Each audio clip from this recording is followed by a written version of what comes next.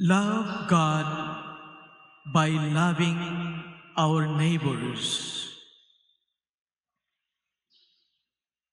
Isang tao sabi niya, ako ay nagmamahal sa Panginoon.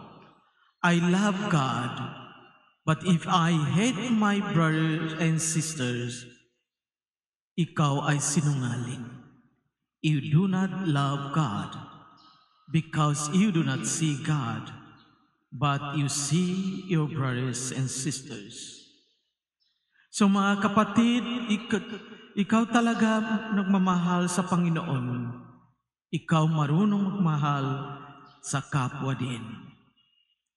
Dahil ang pagmamahal ang Panginoon ay isang refleksyon sa buhay natin.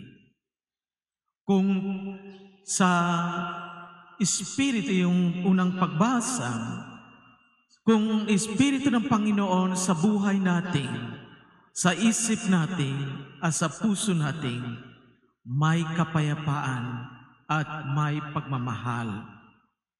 Kung walang Espiritu sa puso natin, sa isip natin, we live on the flesh.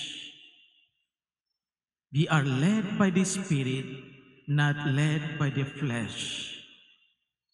Tayo buhay sa Espiritu ng Panginoon, hindi ang laman. Ang lamang nating ay mahina, pero ang Espiritu ng Panginoon make us strong. Kaya ang mga kapatid, alawa ang sarili nating to be led by the Spirit of God, not by the flesh of human being. Kaya nga sinabi ni Jesus, mga Pariseo, sabi niya, kawawa kayo mga Pariseo.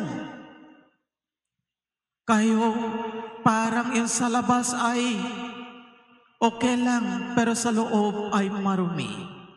Katulad ng Ebanghelyo natin kahapon. Ngayon din, si Jesus uttered very strong salita para mga Pariseo.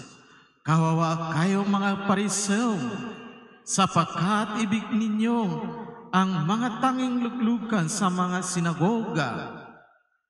Kasi mga Pariseo, gusto nila sila ang the center of attraction. Gusto nila sila ang sentro sa buhay ng mga ibang tao. Pero mga kapatid, tayo rin ng attitude, ugali ng Pariseo sa ating lahat. Tayo din gusto nating makita. We want to show that people that we are somebody.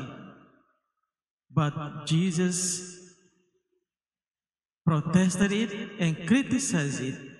Mga kayo, mga Pariseo, hindi marunong magmamahal.